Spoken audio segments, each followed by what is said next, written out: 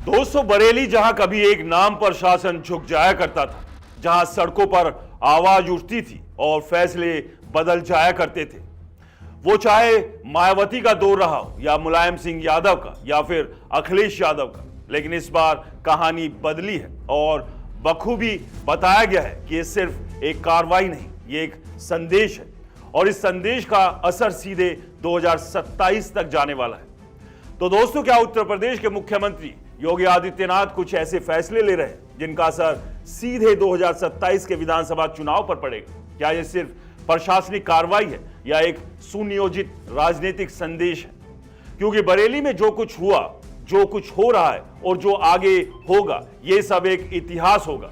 और बरेली कोई साधारण शहर नहीं, ये दंगा प्रवण इलाका रहा है। इतिहास गवाह है कि जब जब बरेली में तनाव हुआ, हर बार कुछ नाम, कुछ परिवार और कुछ चेहरे चर्चा के केंद्र में रहे और हर बार सत्ता का रवैया लगभग एक सा रहा, यानी संयम, समझौता और दबाव में झुकना। लेकिन इस बार कहानी बदली। किसी ने ऐलान नहीं किया था, कोई मुनादी नहीं हुई थी, फिर भी कुछ लोगों ने वही पुराना अंदाज अपनाने की कोशिश की, सड़क पर उतरने की, माहौल बिगाड़ने की कोशिश की और यहीं से योगी सरकार का तीसरा नेत्र खुलता है, जो बरेली के ज्ञात इतिहास में कभी नहीं हुआ। वही हुआ जिस परिवार का नाम दशकों तक प्रशासन के लिए नो गो एरिया रहा, जिनके आगे सरकार कोने में खड़ी नजर आती थी, उसी परिवार से जुड़े लोगों की संपत्तियों पर बुलडोजर चला। तौकीर रजा, जो आला हजरत के परिवार की सीधी वंशावली माने जाते हैं, बरेली की राजनीति और सामाजिक ताने बाने में एक ऐसा नाम रहे जिनके इर्द गिर्द दशकों से सत्ता और प्रशासन सतर्क रहता आया। बरेली के इतिहास में पहले कभी ऐसा नहीं देखा गया था कि उनके दामादों, रिश्तेदारों या उनके प्रभाव क्षेत्र में आने वाले लोगों की संपत्तियों पर सीधा और कठोर प्रशासनिक कार्रवाई हो। और इन सबको छोड़िए, हिमाकत तब कभी नहीं हुई। दोस्तों, पहले का पैटर्न बिल्कुल साफ था। सड़क पर उतरने का आह्वान होता था, माहौल गरमाया जाता था और शासन दबाव में आकर नरमी की राह चुन लेता था। लेकिन इस बार तस्वीर पूरी तरह से बदल गई। इस बार न सिर्फ कार्रवाई हुई, बल्कि एक ऐसी कार्रवाई हुई जिसने पूरे इलाके को एक साफ संदेश दिया। लाठी भी चली, हालात पर नियंत्रण भी हुआ, लोग भागे, तस्वीरें सामने आई, गिरफ्तारियां हुई और सबसे अहम बात, इस बार पीछे हटने का कोई संकेत नहीं दिया गया। यहीं से तुलना अपने आप सामने आती है। मायावती के शासन में भी बरेली में दंगे की स्थिति बनी थी।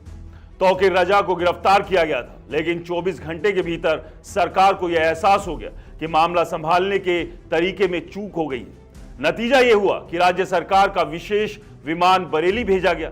एक वरिष्ठ मंत्री मौके पर पहुंचे, तौकीर रजा को जेल से रिहा किया गया और सम्मान के साथ लखनऊ लाकर मुख्यमंत्री से मुलाकात कराई गई। यानी सत्ता ने कदम पीछे खींचे, लेकिन योगी आदित्यनाथ के समय में ऐसा कुछ नहीं हुआ। ये वही मुख्यमंत्री है जिन्होंने विधानसभा के भीतर खुले शब्दों में कहा था कि माफियाओं को मिट्टी में मिला देंगे, और फिर उत्तर प्रदेश ने देखा कि यह सिर्फ बयान नहीं था। अतीक अहमद, उसका भाई, उसका बेटा, यानी पूरा आपराधिक नेटवर्क एक एक करके समाप्त होता चला गया। घर गिरे, मकान गिरे, रसूख खत्म हुआ, बुलडोजर चला और संदेश चारों दिशाओं में गया।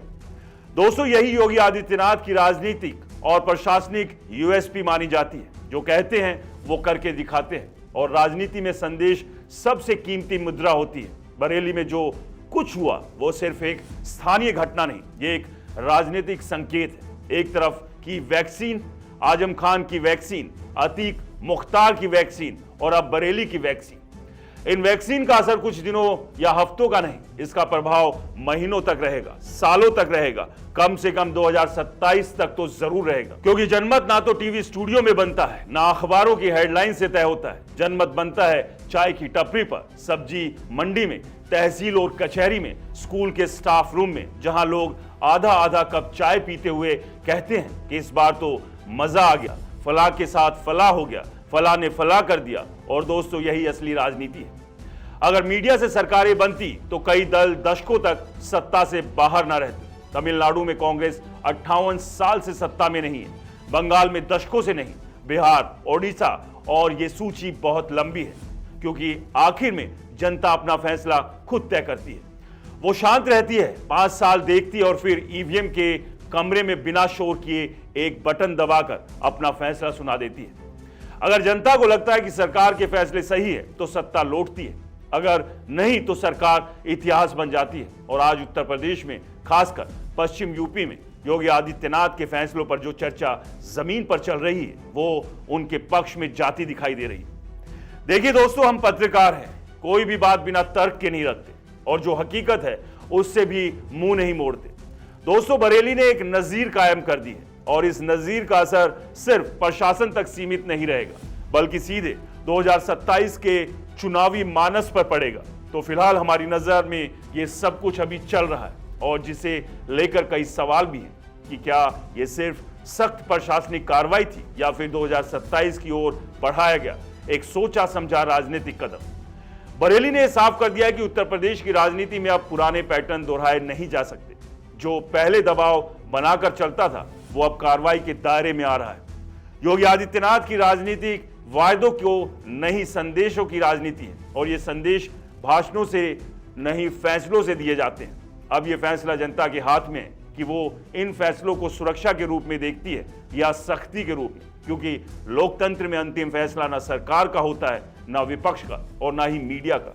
अंतिम फैसला होता है उस वोटर का। 2027 में वही वोटर बरेली को याद रखेगा। तो दोस्तों, आपकी राय क्या है? इस पूरे विषय पर अपनी राय जरूर दें और अगर आप उत्तर प्रदेश से हैं तो और भी महत्वपूर्ण होगा हमारे लिए कि आप अपनी राय रखें। दोस्तों, अब इस वीडियो में इतना ही। मिलते हैं अगली वीडियो में नए एनालिसिस के साथ। नमस्कार।